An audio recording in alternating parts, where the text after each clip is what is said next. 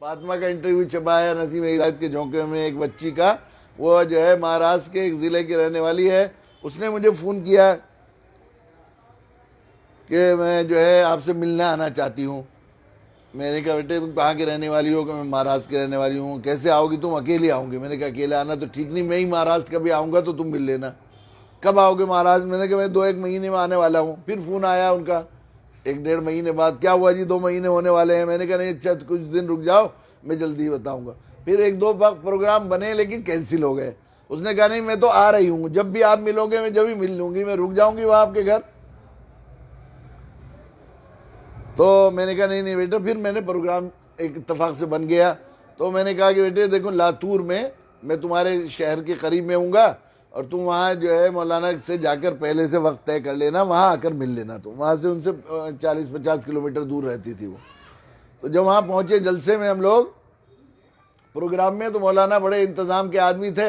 انہوں نے پورا ایک پرنٹ آؤٹ اپنے گھر کے 24 گھنٹے کا پروگرام مجھے دے دیا، کیا کیا ہوگا، کس وقت کھانا، کس وقت آرام، کس وقت یہ خواص سے ملاقات، فلاں سینٹر میں جانا، علماء کا پروگرام، عوام کا پروگرام، غیر مسلموں کا پروگرام، خواتین کا پروگرام. تو صبح ناشتے کے بعد چلنے سے پہلے انہوں نے کہا کہ 9 مسلموں سے ملاقات، یعنی مہاجروں سے ملاقات. تو میں سمجھا مولانا نے یہاں پر کام وام کیا ہوگا.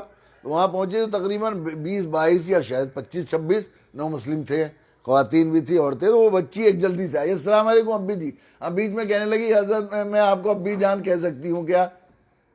میں نے کہا بیٹے تم میری اولادی کی طرح ہو. کتنے مہاجر ہیں بیچارے گھر بار چھوڑ دیتے ہیں، ان کا کوئی ماں نہیں ہوتا، باپ نہیں ہوتا. تو بہت سارے لوگ ابی جان یا ابی یا ابو مجھے کہتے ہی ہیں. تو میں نے کہا کوئی بات نہیں، تو میری اولاد کی طرح ہو بیٹے، کوئی بات نہیں کہہ لو. تو وہ کہنے لگے ابی جان میں فاطمہ. السلام علیکم. وعلیکم السلام. اچھا بیٹا اچھا تم آئی؟ کہ اللہ تیرے شکر ہے میرے اللہ کتنے اچھے ہیں آپ، اللہ میرے کتنے اچھے ہیں، اللہ میری کب کی مراد پوری کر دی. میں نے کہا کیسے کیا بات بیٹا، تم بہت شکر ادا کر رہی ہو. کہ ابی جان میں 2 سال سے روزانہ 2 رکعت صلاۃ الحاجت میں پڑھ رہی ہوں تہجد میں، کہ میرے ابی سے میری ملاقات کروا دے اللہ. آج ملاقات ہوئی. میں نے کہا کیوں بیٹا کیوں ملنا چاہ رہی تھی تم اتنا؟ کہ مجھے آپ سے ایک دعا کروانی ہے.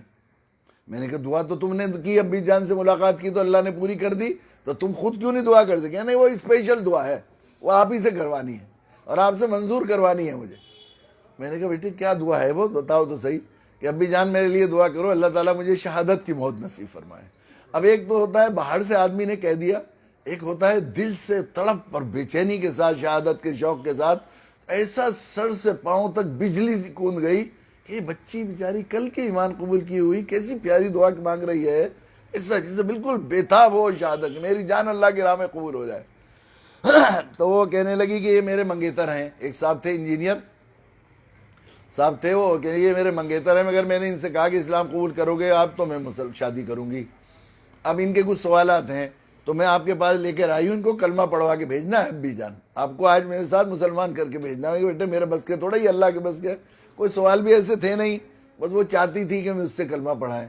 خیر وہ میں نے ان سے پوچھا کیا بات ہے، 1-2 ایسے ہی سوال کیے، اللہ نے کیا انہوں نے کلمہ پڑھایا. پھر انہوں نے بتایا یہ میری آنٹی ہے، اللہ کی شکر ہے ان کا خاندان بھی اسلام میں آیا ہے میری وجہ سے، یہ بھی سب اسی کے ہاتھوں پر مسلمان ہوئی تھی وہ جتنے لوگ تھے. اس نے کہا کہ میرے ابا بھی آ رہے تھے بہت ہی، اور کلمہ مسلمان تو وہ بھی ہو گئے ہیں، مگر وہ بہت بیمار ہو گئے ابی جان اور ہاسپٹل چلے گئے، تو میری بہن کو چھوڑ کے آئی ہوں. میں نے کہا بیٹے تمہارے ابا کیا کرتے تھے؟ کہ وہ جوتے گاڑتے تھے. موچی کی بچی ہے.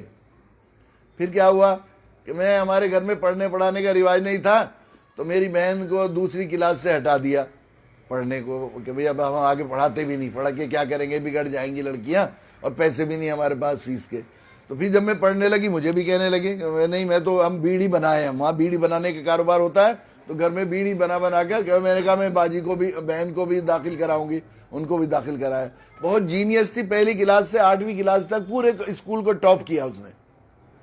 پھر 8ویں کلاس کے بعد اس نے ٹیوشن پڑھانا شروع کر دیا، بیڑی بنانے کے بجائے اس سے وہ فیس ادا کرتی تھی.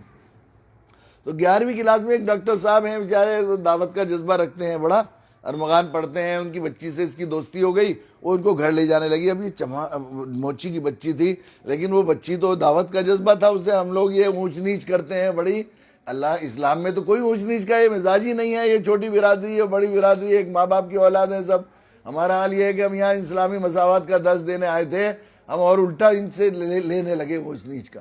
ایک برہمن یا بڑی برادری جو کو کہتے ہیں، ہمارے ہاں تو بڑی برادری کچھ نہیں ہے، لیکن ان کے ہاں جو ہمارے برادران وطن میں جن کو بڑی برادری کہتے ہیں، ان کا کوئی آدمی آئے تو ہم گلاس دھو کے پانی پلاتے ہیں خود. اور کوئی اگر بیچارہ جھاڑو لگانے والا یا کوئی موچی یا کوئی اس طرح کے طبقے کا آدمی آ جائے SC ST تو ہم اسے نیچے بٹھاتے ہیں. اسلام میں کہاں گنجائش ہے؟ لیکن وہ دعوت کا جذبہ اس میں تھا تو وہ اپنے ساتھ کھانا کھلاتی تھی. اس سے بہت متاثر ہوئی. پھر ان کے والد نے اس کو تھوڑی دیر سمجھایا. 11ویں کلاس میں اس نے اسلام قبول کر لیا. پھر 12ویں کلاس کی.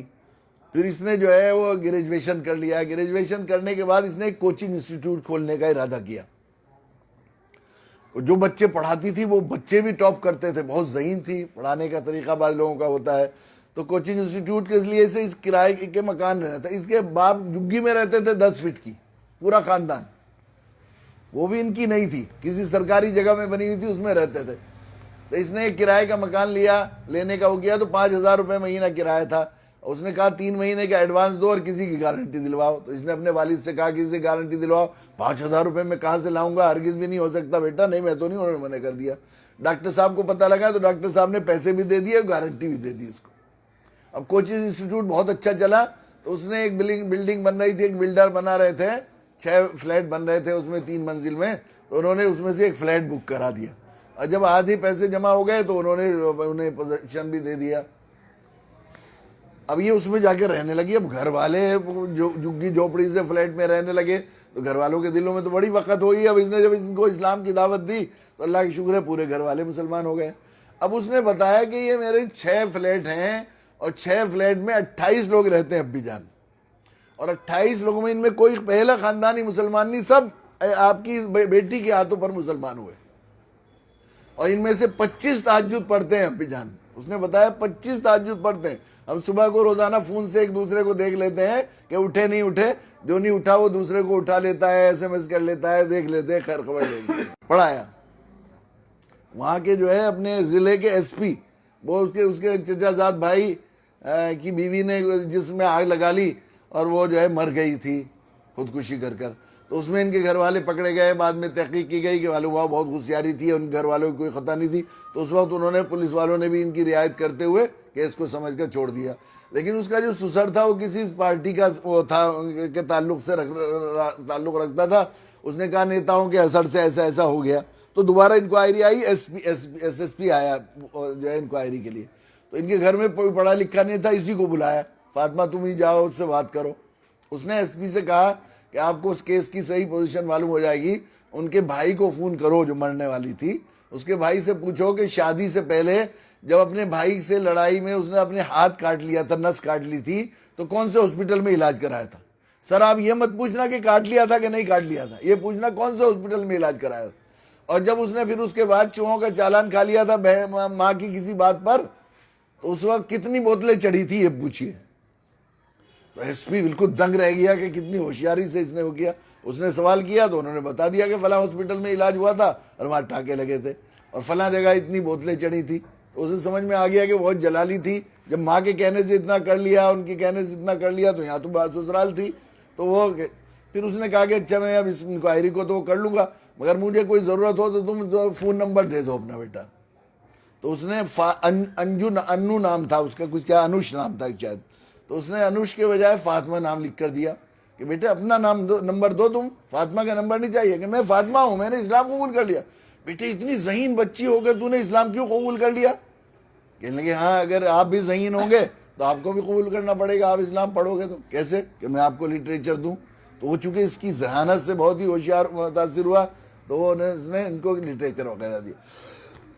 میرے پاس فون آیا ان کا، کہنے لگی کہ وہ SSP صاحب جو ہے وہ اسلام قبول کرنا چاہ رہے ہیں، لیکن آپ کا تذکرہ کیا، آپ کی امانت پڑھی ہے، نسیم ہدایت کے جھونکے پڑھ لیے ہے، تو آپ کہیں تو آپ ہی کیسے وہ کلمہ پڑھنا چاہتے ہیں، تو کہیے تو میں ان کو نمبر دے دوں. میں نے کہا بیٹے مجھے بھی نمبر دے دو، ان کو بھی دے دینا.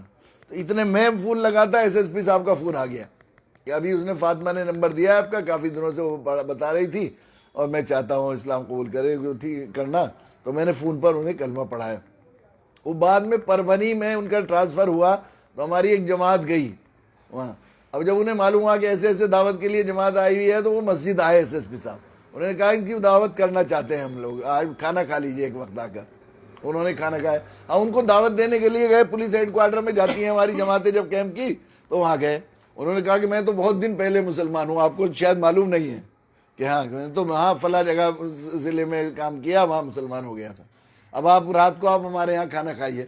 رات کو کھانا کھائے, مجھے تسلی نہیں ہوئی, فجر میں بھی, صبح کو بھی ناشتہ ہمارے یہاں کرنا پڑے گا کہ نہیں, صبح تو ہماری ٹرین ہے, کہ ٹرین کو میں رکوا دوں گا ناشتے کے لیے, کہ نہیں یہ تو بالکل ظلم ہو جائے گا, ٹرین کو کیسے رکوا دیں گے, کہ اچھا میں اپنی گاڑیاں بھیج دوں گا آپ کو بمبئی تک چھوڑنے کے لیے. پربھنی سے بمبئی تک اتنی گاڑیاں, 20-22 لوگ تھے کہ ان کو پہنچانا مشکل. کہہ رہے نہیں نہیں ایسا نہیں, پھر دوبارہ کریں گے. بیچاروں نے اتنی ضیافت کی, پرتکلف کی. تو وہ میری بہنوں میں مجھے یہ بات کہنی ہے کہ آپ یہ بات خیال کیسا خام خیال ہے کہ ہم گھر میں رہ کر دعوت کا کام نہیں کر سکتی. ایک موچی کی بچی جب ایک ایس پی کو اور اپنی پوری بلڈنگ کو ایک دعوت دے سکتی ہے, اور اس درجہ ان کی تربیت اور تعلیم کا نظم کر سکتی ہے کہ وہ 28 میں سے 25 تہجد گزار بن جائیں, تو آپ تو یہاں احمد آباد شہر کی بہنیں ہیں.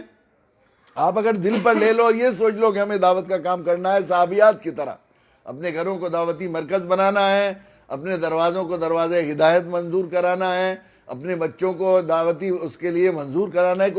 کوئی سرکار اگر منظور کر لیتی ہے کسی ملازم کو اپنا ملازم بنانا, اور اس کی نوکری پکی ہو جائے, تو پھر ساری ضرورتیں خود ہی دیتے ہیں نا. اسے آفس بنا لے اگر کوئی کسی کے گھر کو. بعض بینک آتے ہیں, بینک کہتے ہیں بھائی ہم بینک بنا لیں گے, یہ جگہ دے دو ہم اپنی بنا لیں گے. تو بلڈنگ بناتی ہیں پوری اپنی شان, اس میں بڑا پیسہ لگاتے ہیں, سجاتے ہیں, بجاتے ہیں, اور سب اس کی حفاظت کا, پیسے رکھنے کا, کیش کی حفاظت کا, سب چیزیں انتظام خود ہی کرتے ہیں. نہیں ہو اس طرح اور سرکاری جو بھی لوگ ہوتے ہیں. تو حاکم الحاکمین نے اگر ہمارے گھروں کو دار ارقم, دار ابویوم بنانا منظور کر لیا, اور ہمارے گھر والوں کو صحابہ کی طرح دین کی دعوت کے لیے قبول کر لیا, تو وہ اللہ جو ایک ایک صحابی اور ایک ایک انسان سے قوموں اور خاندانوں اور قبیلوں اور ملکوں کی ہدایت کا ذریعہ بنا کر دنیا کے کونے کونے تک اسلام کو پھیلا سکتے ہیں, اللہ تعالی ہمیں بھی ذریعہ بنا سکتے ہیں.